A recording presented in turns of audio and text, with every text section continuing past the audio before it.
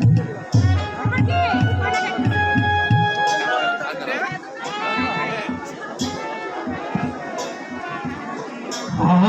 আমাদের জীবনের সেই দিন,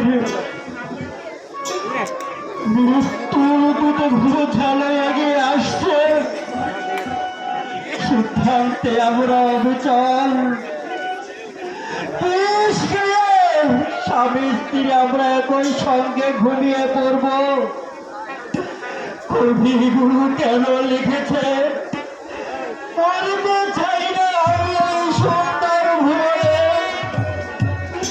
মানুষের মাঝে আমি বাঁচিবার চাই।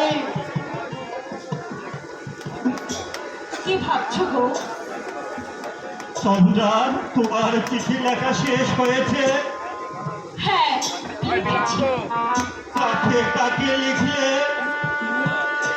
একটা পুলিশের উদ্দেশ্যে, একটা বাবাকে, আরেকটা বাকে, আর একখানা ছোটদাকে। মৃত্যুই কি আমাদের শেষ পথচলা? এই সিদ্ধান্ত কি বদল হতে পারে না? আমরা আত্মহত্যা করলে এই পৃথিবীর কতটুকু ক্ষতি হবে? বিন্দু মাত্র না। তাহলে কেন আমরা আত্মহত্যা করবো চন্দ্রা? এই কুৎসিত সমাজে বেঁচে থাকার আমার বিন্দু মাত্র ইচ্ছে নেই। এই সমাজে নারীর দুর্বলতার সুযোগ নিয়ে মানুষ নামক যত জানোয়ারগুলো মানুষের খাওয়া বাড়ায়, সেই আত্মা করে যেই বেঁচে থাক, আমি বাঁচতে চাই না। আমি বাঁচতে চাই না। তুমি জানো না, প্রতিদিন প্রতিদ্বন্দ্বে ফলে ফলে মৃত্যু হচ্ছে আমার। দুটো ভাতের জন্য এই দেহটাকে কত নরপশু কামড়ে ছিঁড়ে খেয়েছে। প্রতি মুহূর্তে ভোগ করেছি অসহ্য নরক যন্ত্রণায়। শুধু তোমার কথা ভেবে তোমার বড় ভাই দোষারি ধরি। হ্যাঁ, আমার বড় ভাই বিত্তশালী ধরি, অথচ এতটুকু করুণা আমি তাদের কাছ থেকে পাইনি। ভাই বলো, বন্ধু বলো, টাকা না থাকলে কেউ তোমাকে মানুষ বলে গণ্য করবে না। কাজেই এই জনতান্ত্রিক নোংরা সমাজে বেঁচে থাকার এতটুকু ইচ্ছে আমার নেই। এই যে মশাই অনন্ত বাবু, আর জরুরি তলব পাঠিয়েছেন কেন? আপনার বাকি ভাড়াটা মিটিয়ে দিব এই জন্য। দেখুন অনন্ত বাবু, আমি সামার হতে পারি, তাই কি আমি বলেছি ঘরের আসবাবপত্র বিক্রি করে আমার ভাড়ার টাকা মিটিয়ে দিন? আপনি বলেননি। তাহলে ওই আসবাবপত্র বিক্রি করলেন কেন? বাজে কথা তো দরকার নেই। আপনার ভাড়ার টাকাটা নিয়ে নিন, আমরা আর এখানে থাকবো না। কোথায় যাবেন আপনারা? এত কৈফিয়ত চাইছেন কেন? হ্যাঁ, এত কৈফিয়ত চাইছেন কেন? এতদিন তো ভাড়া টাকার জন্য বুকে বই দিয়েছিলেন, আজ এসেছেন করুণা দেখাতে। চাই না, চাই না আমরা মানুষের সহানুভূতি। কোনো সম্মান, কোনো প্রয়োজন নেই, কোনো প্রয়োজন নেই, কোনো প্রয়োজন নেই। এ হালুয়া, দিদি এত মারমুখী হলো কেন?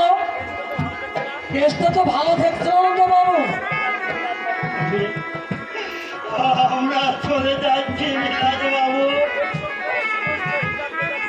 এই সংসারের সমস্ত হিসাব নিকাশ চুকিয়ে দিয়ে আজ আমরা চিরদিনের জন্য চলে যাচ্ছি। জি মশাই, জি। এই বুদ্ধি হলো আপনাদের? দুঃখকে যদি জয় করতে নাই পারে তাহলে কিসের মানুষ? শুধু শুধু অভাবের জন্যই নয়, বুঝেছি, কিছু কিছু কথা আমার কানে এসেছে। চন্দ্রিমা তোরও শিখামো। ঠাকুর মশাই, ওকে ডাকুন। স্বামীকে বসে হাত থেকে বাঁচানোর জন্য যে মেয়ে নিজেকে পণ্যের মতো বিক্রি করে দিতে পারে, তাকে দর্শন করে আমি একটু দণ্ড হই। বাবু, সতীর্থের সঙ্গে বসায় যে মেয়ে স্বামীর মুখে শুয়ে ওই পর পুরুষের ধ্যান করে, তাকে আপনি কি বলবেন? সতী না অসতী? সতীর্থের দেহে না অনন্ত বাবু, সতীর্থ হচ্ছে এই মনে।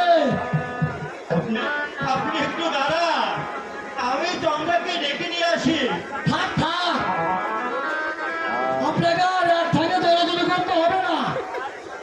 কাল সকালে আমি আপনাকে 5,000 টাকা দেবো। 5,000 টাকা দেবেন আমাকে? ও, আপনি অবিশ্বাস হয়ে গেল। আগে না, আমি বলছি কি, আগে না মানে, তবে দেখবে ওই সারা দুনিয়াটাই 40 হয়ে গেছে। শুনুন, ওই বাজারে আমার একটা দোকান খালি পড়ে আছে, ওটার মধ্যে যে মুদি দোকান করবে, চালান জমা যা লাগে সব আমিই দেবো। আপনি এখন মহাবিলাস বাবু, আপনার অন্তরটা যে এত উদার। যত পারে খুশামত করে, কিন্তু আমাকে আবার লাশটি দেবেন না। আরে চন্দ্রা দিদিমণিকে বলবেন, তার এই বুড়ো দাদু বলে গেছে আত্মহত্যা মহাপাপ, সতীত্ব দেহে নয়, মানুষের মনে মনে। আশ্চর্য এই পৃথিবী, আশ্চর্য এই পৃথিবীর মানুষ। বিলাস বাবু, বিলাসবাবু চলে গেলেন। হ্যাঁ চন্দ্রা, উনি বলে গেলেন সতীত্ব দেহে নয়, সতীত্ব অর্থে মনে। আমি সব শুনেছি গো, শুনে শ্রদ্ধায় আমার মাথা নত হইল। লেখাপড়া জানেন না, কিন্তু সতীত্বের যে ব্যাখ্যা উনি করলেন, সত্যি তার তুলনা নেই। আমি তো ইচ্ছে করে আমার নারীত্ব বিসর্জন দেইনি। নরেনের প্রবেশ করেন। নরেন, চলো, চলো আমরা ভেতরে যাই। চন্দ্রা, কে? আমি তোর সুরদা, কে? আমি তোর সুরদা, আমি তোর সুরদা। কে? চন্দ্রা, আমি চন্দ্রা, আমি তো দেবো। আমি তোর, আমি তোর সুরটা।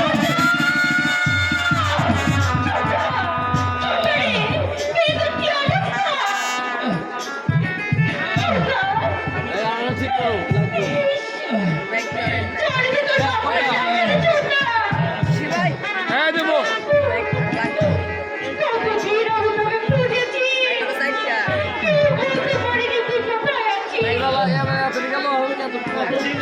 কতদিন হয়েছে তোমার জ্বর? আর দিন সঙ্গে কাশি আছে, কাশির সঙ্গে রক্ত উঠছে।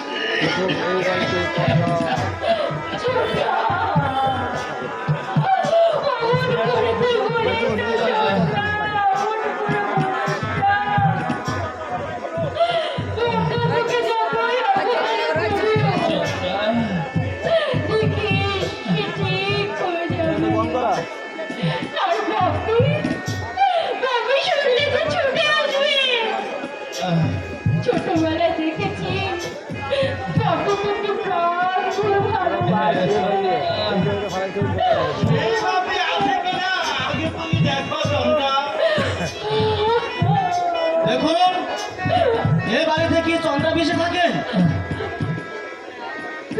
তুমি মানে আপনি আমার নাম দেবব্রত গাঙ্গুলি।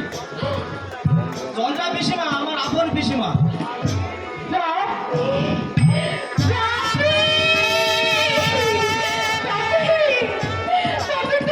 চুপ করো, চুপ করো পিসিমা, চুপ করো, চুপ করো। উনি বুঝি পিসিমা সাহেব?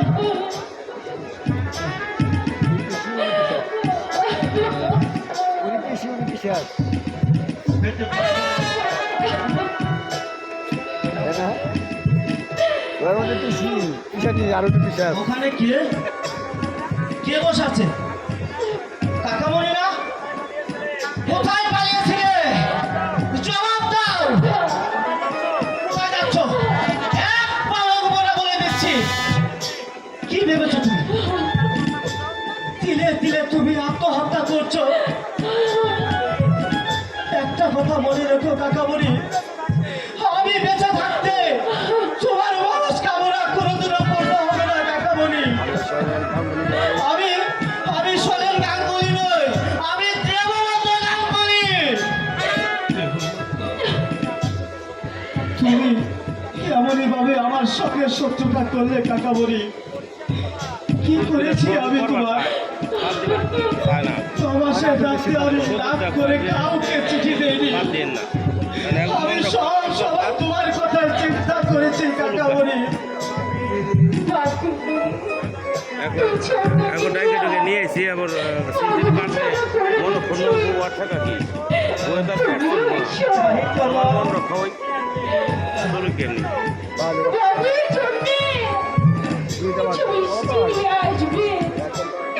শেষের দিকে গেতে হবে একটা এর ভিতর তারপর বাপ বিদ্যালয়ের শেষ পাতায় যায় একবার দাম ওসব লোকের কথা বাদ দাও কাকামণি। তুমি হেঁটে যেতে পারবে কাকামণি? পারবো বাপি